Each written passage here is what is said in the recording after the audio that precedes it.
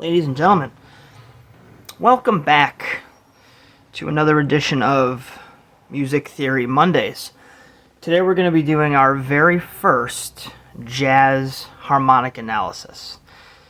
And as you guys probably know, the style of music known as jazz contains within it the most rich harmonic fabric possible. So today's subject is going to be the harmonic analysis of a song called Autumn Leaves.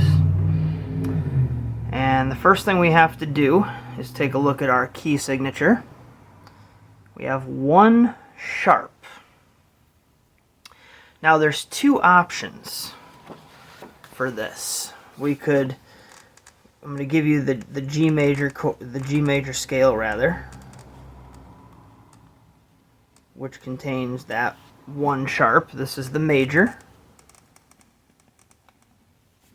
Alright. But we also have the relative minor.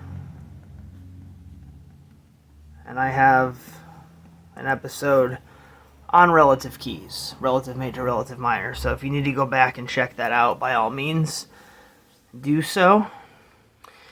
We're going to get to what key we're in a few, but let's start out looking at the first chord, which is the A minor 7. Alright, A minor 7. Now, the A minor 7 in relation to the key of G is the 2 chord, because A is the second note of G, and the 2 chord is always minor. So this fits perfectly as the 2 chord in G. The next chord is the D7. And as you probably know, anything with a 7 next to it makes it an automatic dominant chord. And if you watched my video on dominant chords, you would know that there is only 1 dominant chord per scale or per key. And it's always the 5 chord. So, if you look at the key of G here, you've got D as the 5th note, which makes D7 the 5 chord. Alright, the next chord we have is the G major 7. I'm going to put the triangle for the major 7. That would be the 1 chord, because the 1 chord's always major, and this is jazz, so we're most likely going to have the major 7 involved in the key, or in the chord rather. The next chord in the progression is a C major 7, which again in relation to the key of G is the 4 chord. So right here you have a 4 chord progression: A minor 7, D7, G major 7, C major 7.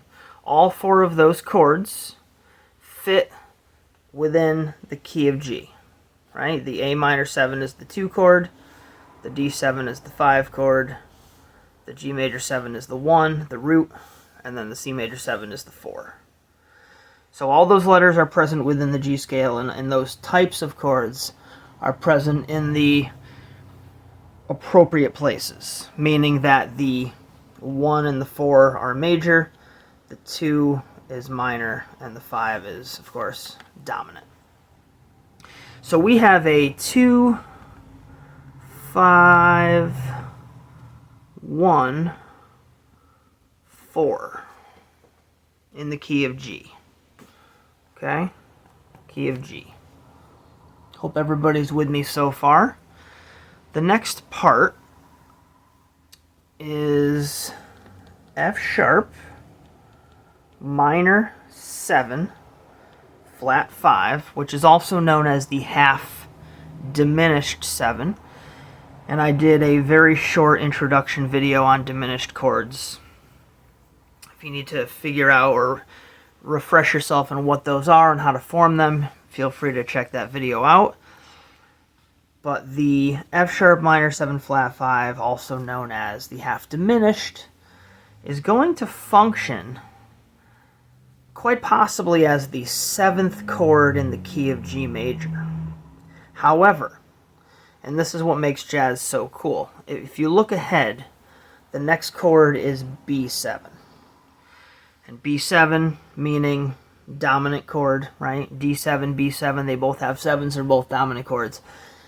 That would be the 5 chord of a specific key, but it's not the 5 chord of the key of G, because you can only have one 5 chord per key. And of course, in the key of G, the 5 chord is D7. So now we have to figure out what key B7 is the 5 of.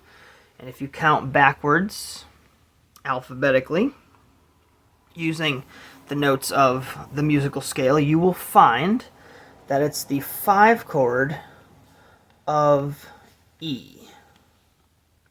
And check out that next chord, E minor. Alright, so what we actually have here is not the 7th chord in the key of G, but it's actually the 2 chord of the relative minor. So here's your key of G major, here's your relative key of E minor, and your 2 chord is the F sharp minor 7 flat 5. So we have a 2 to a 5 to a 1. So present within the first 7 chords of the song, we have 2 different chord progressions that are present in 2 different keys, using 2 different keys to express themselves. What makes it really cool is that both keys are related, right? So the first 4 chords are related to the key of G, and then the last 3 chords of the progression are coming from the key of E minor. And of course, G major and E minor are relatives. Same ingredients, same notes, still with the sharp, different starting note, different sound, different scale. So what you end up with here is a very tasty progression, starting in the home key of G major and ending in the relative minor of E minor. Now, because the D7 and B7 are both present within this, figuring out what the true home key is a little bit difficult, because usually a song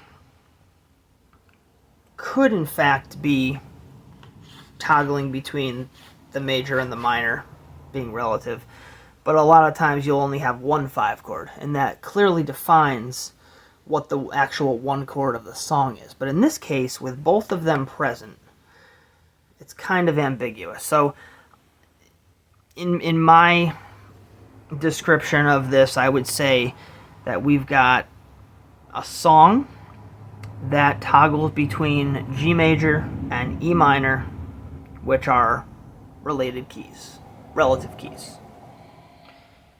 And so you get a little bit of a major flavor with these chords, and then a little bit of a minor flavor with these chords, but they're all coming from the same pile, so it works. Now, I could clearly continue on with this, but I feel like that's probably enough information for one day. If anybody has any confusion on this, please let me know in the comments below. As always, like and subscribe, and I'll see you on the next one.